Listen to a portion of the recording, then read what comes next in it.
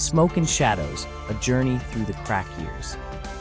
I still remember the first time I saw those tiny off-white rocks. They didn't look like much, chalky pebbles sealed in a sandwich bag, but people talked about them like they were both treasure and poison. It was the mid-1980s. Factories were closing, jobs were gone, and our neighborhood felt like it was holding its breath. We didn't know a chemistry experiment was about to rewrite our history. The street chemists explained it like a kitchen recipe. Take cocaine powder, the kind that only the rich could afford. Mix it with baking soda and water, heat it until it hardens, then break it into small rocks. When you smoke it, it snaps and crackles, hence crack. What most of us didn't know was that this simple chemical change made a dangerous drug even more powerful. Years later, in community college, I learned the backstory that science already knew. Cocaine comes from the coca plant, which indigenous peoples of South America have used for thousands of years. They'd chew the leaves to stay awake and fight altitude sickness. The Spanish conquistadors tried to ban it, but changed their minds once they saw miners could work longer when chewing coca. Fast forward to 1859. German chemist Albert Niemann isolates the active compound, cocaine hydrochloride. By the late 1800s, cocaine was everywhere. It was in tonics, cough syrups, even Coca-Cola. Sigmund Freud praised it as a miracle cure for depression and fatigue, until addiction caught up with him and everyone else. Powder cocaine, the kind used in the 1970s party scene, is a salt that dissolves in water. It's snorted or injected, giving a long-lasting high. Crack, on the other hand, is cocaine in its base form. That change means it can be smoked, and that makes all the difference. When smoke hits your lungs, the drug rushes to your brain in seconds. The euphoria is intense, but it lasts only about 10 minutes. The crash hits just as fast, leaving the brain desperate for another hit. Chemically, it's a feedback loop. Dopamine spikes, then plummets, and the body begs to repeat the cycle. Crack hit our block like lightning.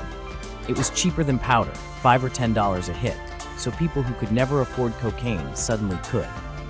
Dealers realized they could buy powder, cook it into crack, and triple their profits. It spread through neighborhoods like wildfire. We saw it on every corner. Old classmates selling, uncles using, neighbors vanishing into boarded-up buildings. The high was fast and seductive, but the fallout was faster. People who once hustled to feed their kids started hustling to feed the habit. Guns followed the money. Suddenly there were more sirens, more funerals, and fewer kids finishing school. The corner that used to host summer block parties became a battlefield. The violence wasn't the only tragedy. Women in our community faced unique pain. Some mothers used while pregnant, and hospitals started talking about crack babies. The term became a cruel label, suggesting these children were permanently broken.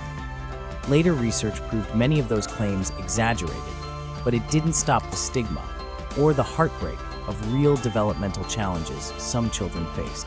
And then came the government's war. The Anti-Drug Abuse Act of 1986 introduced mandatory minimum sentences that treated 5 grams of crack the same as 500 grams of powder cocaine, a 100-to-1 ratio. To put it simply, a handful of crack rocks could send you to prison for the same time as half a kilo of powder. On paper, the law punished the drug. In practice, it punished the people who looked like me. Crack lived in Black and Latino neighborhoods. Powder lived in suburbs and penthouses. The imbalance was baked into the system. Prisons swelled. In 1980, around 40,000 people were locked up for drug offenses. By 2000, nearly 500,000 were behind bars, most of them nonviolent, many of them addicts. I watched cousins vanish into that system. A first arrest meant years gone. A second meant life stalled. The promise of rehabilitation turned into concrete walls and orange uniforms. Meanwhile, treatment options were scarce. Our community centers were underfunded, our clinics overcrowded. Addiction was treated like a crime, not an illness. People wanted help, but help didn't come. So we built our own. Churches opened basement support groups. Mothers formed watch patrols. Neighbors passed the hat to send friends to rehab out of state. Survival became mutual aid. By the early 90s, the worst had passed, though not the pain. Crack use started to decline, partly because communities fought back, partly because people saw firsthand what it did.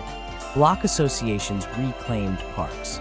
Artists and activists turned grief into music, murals, and marches. The Just Say No billboards faded, but the lessons stayed etched on every empty lot.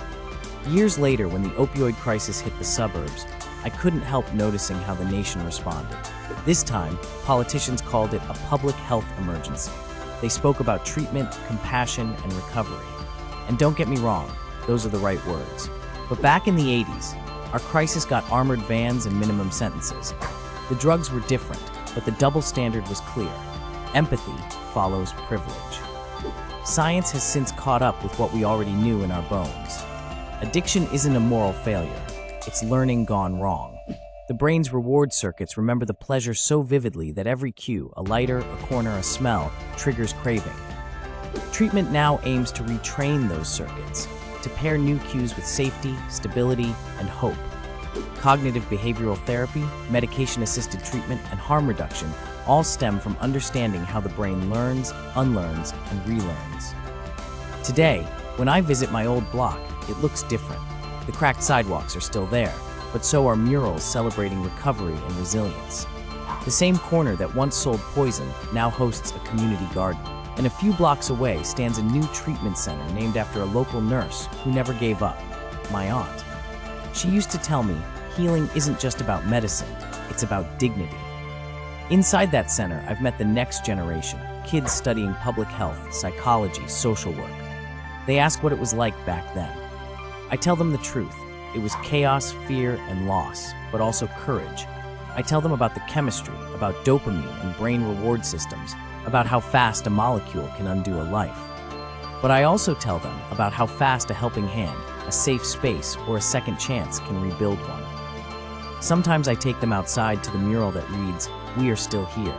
I point to the faces painted there, friends lost, mothers who fought, neighbors who refused to surrender. That's what survival looks like. That's what learning from history means. The story of crack cocaine isn't just about a drug.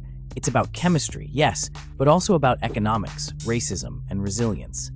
It shows how a single chemical tweak turned a stimulant into a storm, and how fear turned into policy that punished instead of healed. But it also shows that recovery is possible, that communities, like brains, can rewire. So when I walk those streets now, I still hear echoes of the past, the pop of the lighter, the siren in the distance. But I also hear laughter, construction, life returning. The science of addiction is still being written, but one thing's certain: understanding without empathy is only half the equation. If we want to solve the next crisis, and there will always be a next one, we'll need both. That's the real chemistry lesson I learned living through the crack years. Change a molecule, change a life, but change a mindset, and you can change the world.